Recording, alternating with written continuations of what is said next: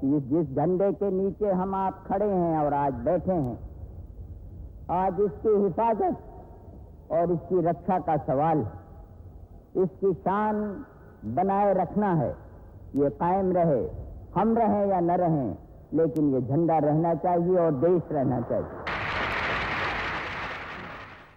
लाल बहादुर शास्त्री, एक ऐसा नाम जो लोगों की यादों में धीरे धीरे धुंधला पड़ता जा रहा है। वे बहुत कम समय के लिए देश के प्रधानमंत्री रहे, पर इतने लोकप्रिय हुए कि देखकर आश्चर्य होता है। 2 अक्टूबर सन 1904 को गंगा की पावन भूमि और भगवान विश्वनाथ की नगरी काशी में शास्त्री जी का जन्म हुआ। पिता बचपन में ही चल बसे। मां ने अभावों के बीच इनका लालन पालन किया। लाल बहादुर शास्त्री के जीवन की शुरुआत भारत के एक आम आदमी के जीवन की शुरुआत थी। शास्त्री जी जिस परिवार से आए थे वो देशभक्तों का परिवार था और शुरू से ही उनमें देशभक्ति कूट कूट कर भरी हुई थी। जब वो राजनीति के मंच पर शुरू से ही रहे, अनेक बार जेल गए, लेकिन उनकी देशभक्ति निरंतर बढ़ती गई और जेल की यातनाएं उन्होंने सही, उनके परिवार ने सही, लेकिन लाल बहादुर जी के चेहरे पर कभी शिकन आई नहीं। बचपन से ही शास्त्री जी कठोर परिश्रमी थे। शास्त्री इनका नाम नहीं था। काशी विद्यापीठ से शास्त्री की उपाधि प्राप्त की थी। हमने और लाल बहादुर शास्त्री जी ने दोनों ने मिलकर सह संपादक के रूप में राजर्षि अभिनंदन ग्रंथ टंडन जी पर प्रकाशित किया। अब वो ग्रंथ तो तैयार हो गया, लेकिन जो शास्त्री जी को वो अपनी टिप्पणी लिखनी थी, संपादकीय लिखना था, वो नहीं लिख रहे थे। इसके लिए उसके तैयार होने में विलम्ब हो रहा था। तो मैंने उनसे निवेदन किया कि आपको समय की कमी है, यदि आप आज्ञा दें तो मैं आपकी शैली में, आपकी भाषा में कुछ लिख करके भेज दूं, उसको आप ठीक करके छपा दें। तो उन्होंने कहा, देखो व्यास, मैं जो है नाम का शास्त्री नहीं हूँ, मैंने तो विधिवत शास्त्री परीक्षा पास की है। और वो जो है दूसरे ही दिन उन्होंने जो है बड़ा सुंदर संपादकीय नोट लिख करके भेज दिया। अपने विद्यार्थी जीवन से ही शास्त्री जी गांधी जी की विचारधारा से प्रभावित होकर स्वतंत्रता आंदोलन में कूद पड़े। मेरी सारी शिक्षा इलाहाबाद में हुई। लाल बहादुर जी से मिलने के जाने कितने अवसर आए। आनंद भवन जो कि बाद में स्वराज्य भवन बना, कांग्रेस की सारी राजनीतिक प्रवृत्तियों का केंद्र था। गांधी जब कभी आते थे वहाँ पर ठहरते थे और ये सारे के सारे कांग्रेस के कार्यकर्ता उस ज़माने में लाल बहादुर जी भी एक कार्यकर्ता के रूप में थे। लेकिन कार्यकर्ता के रूप में कांग्रेस को जो उन्होंने योगदान दिया, उसकी राजनीतिक प्रवृत्तियों में, उसके आंदोलनों में, उनसे वो निरंतर आगे बढ़ते गए। राजनीति में रहकर भी वे उसकी बुराइयों से अलग थे। जो अच्छा लगा उसे सहज भाव से अपना लिया और जो बुरा लगा उसे निर्ममता से छोड़ दिया। वे जानते थे कि देश की जरूरतें क्या हैं, आम आदमी चाहता क्या है। बहुत सी बातें हैं। मैं ये आपको बड़ी छोटी सी बात बताती हूँ। वो ये राशन सब्जी, ये कभी भी हम लोगों से नहीं पूछते थे कि क्या भाव है क्या नहीं है। नौकर से पूछा करते थे कि तुम क्या भाव लाए हो। कहते थे कि नौकरों से पूछकर हमें सही स्थिति मालूम होती है कि क्या भाव बाजार में बिक रहा है, मतलब कहाँ पे क्या गलत है और कहाँ पे क्या सही है। जैसे आजकल इतने हाई रेट हो जाते हैं, तो उसका दाम का पता लगाने के लिए वो नौकरों से पूछते थे कि तुम क्या भाव लाए हो। सब कई यादें हैं।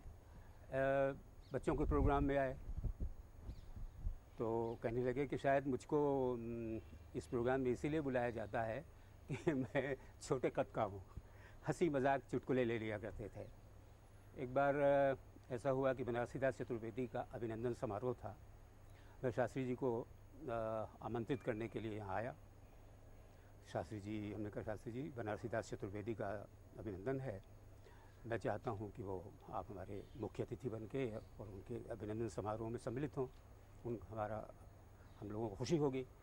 शास्त्री जी बहुत खुश हुए, कहना हम ज़रूर चलेंगे। मैंने देखा कि साहित्यकारों का सम्मान करना उनके लिए लगता था बड़ी खुशी की बात हुआ करती, ऐसे अवसर की तलाश करते थे। खैर वो गए। जो मेरे बड़े भाई हैं विद्याराम जी, वो 100 साल से ऊपर हो गए हैं इस वक्त। उनकी बहुत गहरी दोस्ताना था, उनके साथ नज़दीकी मित्रता थी। उनके साथ में उनके घर जाता था और वो बात करते थे तो बीच बीच में मुझे भी कभी कभी शास्त्री जी मौका देते थे कि आप भी बताओ क्या हाल चाल है, इसलिए मैं जानता। एक बार मैं उनके पास गया, मैंने कहा कि शास्त्री जी बेटी का विवाह है, उसमें आपको आना है। तो मुझसे बोले कि अगर आपके यहाँ नहीं आएंगे तो कहाँ ठिकाना लगेगा। हंसते हुए बड़े विनोद के साथ बात करते थे। तो उन्होंने कहा कि ठीक है, मैं आ जाऊँगा। हम लोगों ने 7 बजे स्वागत का कार्यक्रम रखा था। 7 बज गए, 8 बज गए, शास्त्री जी नहीं आए। तो मैंने समझ लिया कि कोई कार्यक्रम उनका बन गया होगा, उसकी वजह से नहीं आ पाए। लेकिन जब सब लोग आकर चले गए तो देखते ग्राउंड की एक कार आकर रुकी और उसमें शास्त्री जी उतर कर आए। हंसते हुए बोले, देर तो हो गई लेकिन सारे काम निपटा कर आया हूँ, मुझे अब कोई जल्दी नहीं है। उन्होंने मेरे सारे परिवार के एक एक सदस्य का परिचय दिया। और परिचय इतना ही नहीं, बैठे वहाँ पर और बैठने के बाद में उन्होंने तश्तरी में मिठाई और नमकीन लेकर उन्होंने मेरी बेटी को और मेरे दामाद को उनको दिया। इतनी आत्मीयता, मैं तो हैरान था कि एक आदमी जो कि राजनीति में रात दिन समस्याओं से जूझता है, वो एक प्रकार से कुछ कठोर हो जाता है। लाल बहादुर जी में अंत तक कठोरता कभी आई नहीं। बाबूजी पुलिस मंत्री थे लखनऊ में। तो एक आदमी आया नौकरी के लिए, अपने बेटे की नौकरी के लिए आया। तो बाबूजी ने उससे कहा कि देखो बेटे की तुम्हारी हाइट बहुत कम है, इसलिए ये पुलिस में तो नहीं भर्ती हो सकता है। तो वो खींच गया और कहा खुद तो 4 फीट के हैं तो होम मिनिस्टर बने हुए हैं, और मेरा बेटा जो है वो पुलिस में भी भर्ती नहीं हो सकता है। तो बाबूजी मुस्कुराए और जो उनके आसपास लोग खड़े हुए थे उसको पकड़ने लगे। तो बाबूजी ने कहा नहीं इसको मत पकड़ो भाई, ठीक ही तो कह रहा है। तो बाबूजी ने उससे कहा नहीं बाबा, देखो ऐसा है कि होम मिनिस्टर तुम्हारा बेटा भी बन सकता है, लेकिन पुलिस में भर्ती हमारी भी नहीं होगी। और इतने सुंदर ढंग से कहा कि वो पिघल गया, उसने पैर छुआ और सब देखते हुए दंग रह गए कि देखो कितनी अच्छी बात हो। मतलब कोई दूसरा हो तो पकड़ के ले जाए कि ये ऐसे कैसे बोल रहे हो, ऐसे ये है, लेकिन बहुत ही नम्रता से और बहुत सुंदर ढंग से उसको समझाया और बहुत खुश होकर चला गया। क्या बात ठीक है। शास्त्री जी दफ्तर जाने को तैयार, गाड़ी लगाई गई तो वो गाड़ी थी कैडिलैक। उन्होंने कहा कि कौन आया है मिलने के लिए। तो किसी ने कहा कि आपको कार्यालय जाना है तो आपके लिए गाड़ी लगाई गई है। किसने कहा? एकदम उनकी त्योरी चढ़ी और चढ़ने के बाद उन्होंने कहा कि एम्बेसडर गाड़ी का क्या हुआ, उसको लाओ। शास्त्री जी कैडिलैक गाड़ी में नहीं बैठे, उन्होंने अपनी गाड़ी मंगवाई एम्बेसडर और उससे वो गए। यह मेरे जीवन का अत्यंत सुखद संयोग है कि मैं भारत के माता के सपूत सारा जीवन उच्च विचार के धनी श्री लाल बहादुर शास्त्री का स्नेह भाजन बन चुका। ये ऐसा बना कि हमारे दोनों के पारिवारिक संबंध हो गए। वे मेरे घर में चाहे जब चले आते थे और उन्हें पराठे बड़े पीते और आकर के पराठे बनवाते और पुदीने की चटनी के साथ खाया करते थे।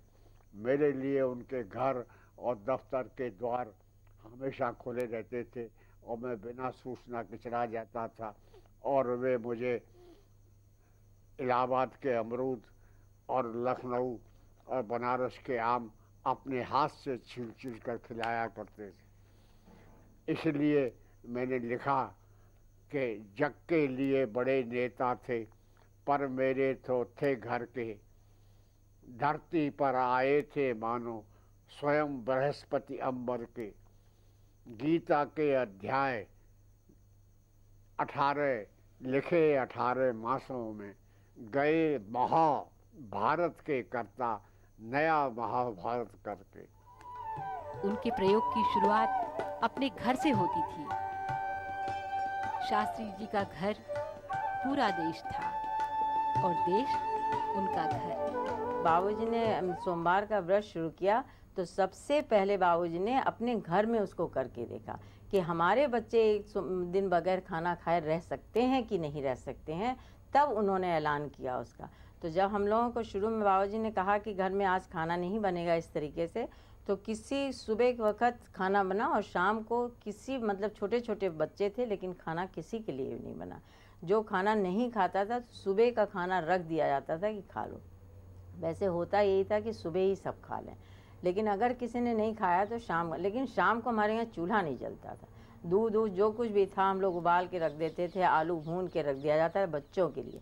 जब बाबूजी ने ये देख लिया कि हाँ ये छोटे बच्चे भी इस तरीके से रह सकते हैं, तब बाबूजी ने उसको ऐलान किया। मतलब ये व्यक्तित्व की एक बहुत बड़ी चीज़ है कि कथनी और करनी में जरा सा भी अंतर नहीं था। जो कहते थे वो करते थे, वो ये बहुत बड़ी चीज़ थी उनमें।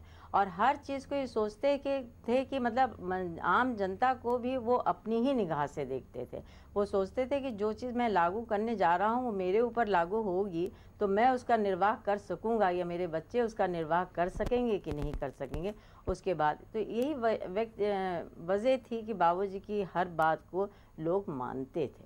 जब अस्त्र शस्त्र खरीदने के लिए सोने की आवश्यकता पड़ी थी तब फिर अम्मा से बात करी तो अम्मा ने कहा ठीक है, पहले आप अपने घर में अपने बाल बच्चों से पूछिए।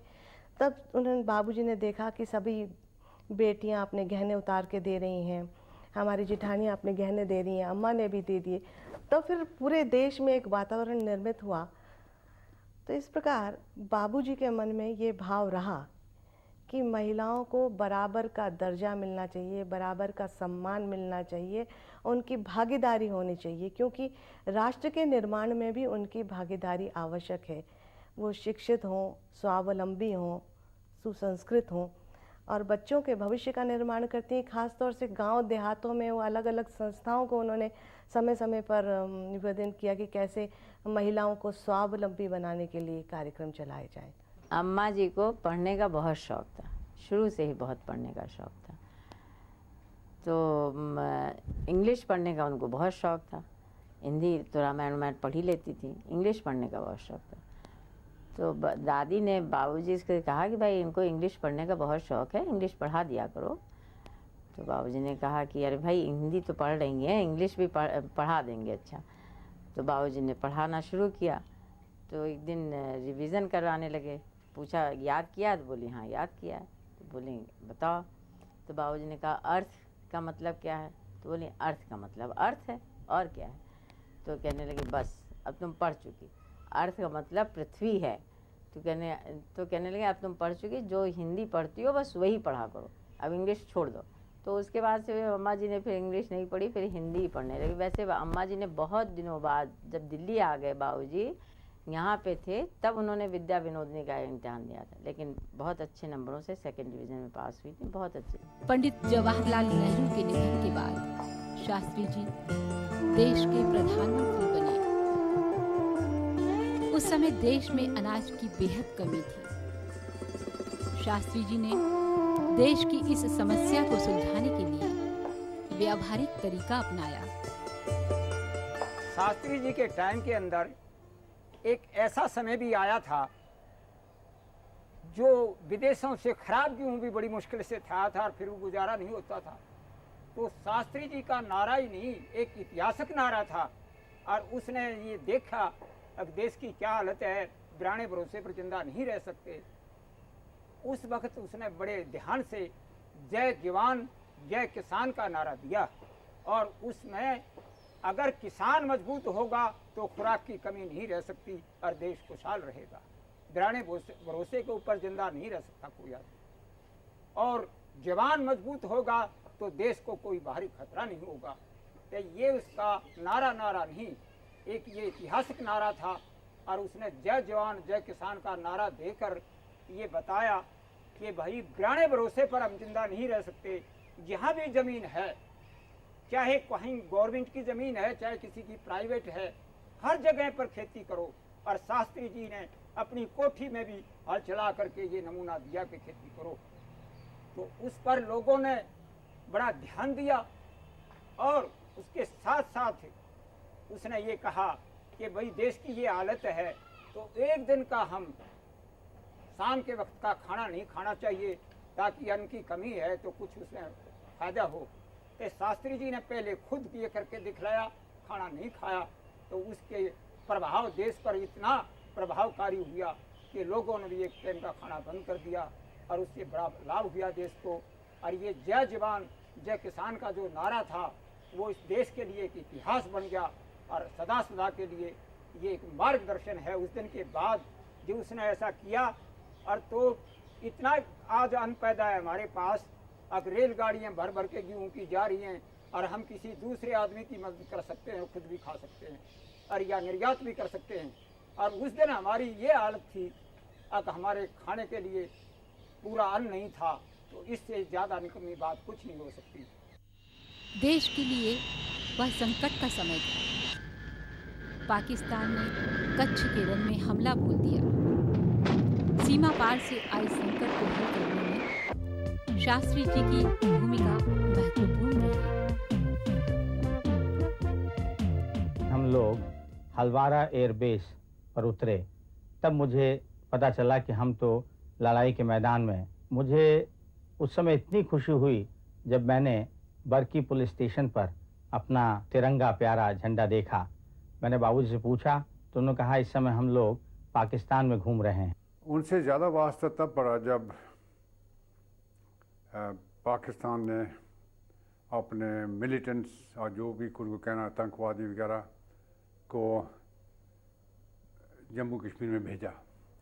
उनका ख्याल था कि जब वो वैली में आएंगे वहाँ जाकर लड़ेंगे, उनकी जो पॉपुलेशन है, जो वहाँ के रहने वाले हैं, वो उनके साथ मिल जाएंगे। लेकिन वो नहीं हुआ। उनको वहाँ कुछ नाकामयाबी रही, तो फिर उनके ख्याल में कोई और प्लान वगैरह बन गए। जब ये सब कुछ हो रहा था तो हमारा शास्त्री जी से बहुत वास्ता पड़ा। मुझे याद है कि कई दफ़े उन्होंने मैंने शाम को बुलाया था, तकरीबन काफ़ी लेट, उनके साथ डिस्कस करता था। वो ज़्यादा सुनते थे, वो कभी कभी थोड़ा सा कुछ सवाल पूछ लेते थे, लेकिन कभी इंटरप्ट नहीं करते थे। और मुझे कि अगर लेट भी हो जाए, अगर मैं डिस्कशन वगैरह में काफ़ी लेट हो जाए, तो कई दफ़े वो अपोलोजाइज़ करते थे कि मैं आपको बहुत देर कर दिया, आप कहीं जाना होगा। तो ये भी उनकी एक किस्म की शराफत थी। जब चम जॉर्जिया में पाकिस्तान ने हमला किया, उनका ख्याल था कि इस हमले से वो अखनूर ब्रिज ले लेंगे, और वो जो हमारी सड़क जाती है जम्मू से कश्मीर श्रीनगर तक, उसको काट देंगे। वहाँ अपनी पोजीशन काफ़ी ख़तरनाक हो गई। और जनरल चौधरी मेरे पास आए तो कहने लगे कि अब तो एयरफोर्स को इसमें हिस्सा लेना चाहिए। तो मैंने कहा कि जब एयरफोर्स किसी चीज़ ऐसी चीज़ में हिस्सा लेती है तो लड़ाई फैल जाती है, बड़ी हो जाती है। तो इस वास्ते special permission would have to be given by the government. So we went to the defense minister. He was Mr. Y.B. Chavan, and asked him for permission to attack the Pakistan force from the air. वो attack मेरे ख्याल में काफ़ी successful रहा, कि मुझे पता है कि उसके बाद यानी पाकिस्तान की आर्मी बिल्कुल आगे नहीं बढ़ सकी। शास्त्री जी की जीवन यात्रा भारत के एक सामान्य नागरिक के देश के प्रधानमंत्री जैसे महत्वपूर्ण पद पर पहुंचने की कहानी है। कद से वे बेशक छोटे थे, पर सचमुच वे बहुत बड़े इंसान थे।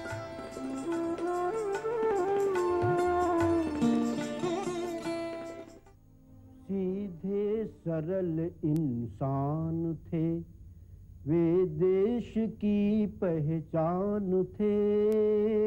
सीधे सरल इंसान थे। हो युद्ध या हो शांति, वे हर समय एक समान थे। वे दीन दुखियों के लिए विश्वास थे, वरदान थे। सीधे सरल इंसान थे। जो युद्ध में थे वे उन्हीं के साथ एक जवान थे। जो खेत में थे वे उन्हीं के साथ एक किसान थे। जो भी जिए पूरा जिए, वे मौत पर मुस्कान थे। वे देश की पहचान थे। सत्यम शिवम और सुंदरम से पूर्ण हिंदुस्तान थे। वे देश की पहचान थे। सीधे सरल इंसान थे। वे देश की पहचान थे।